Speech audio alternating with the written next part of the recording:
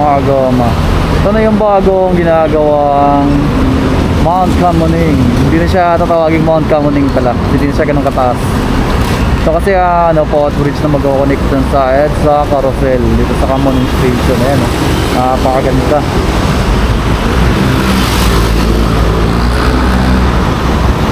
Ganda to sa mga naunang bus EDSA EDSA Carousel Station.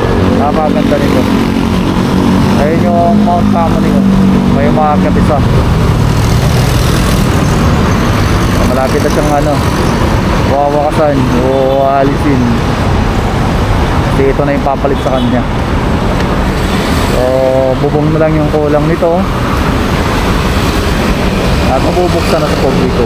Saka ito malapit na yung kabila na lang, kabilang side ginagawa pa.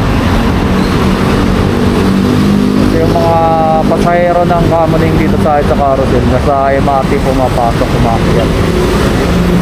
Ito na yung panibago ginagawa.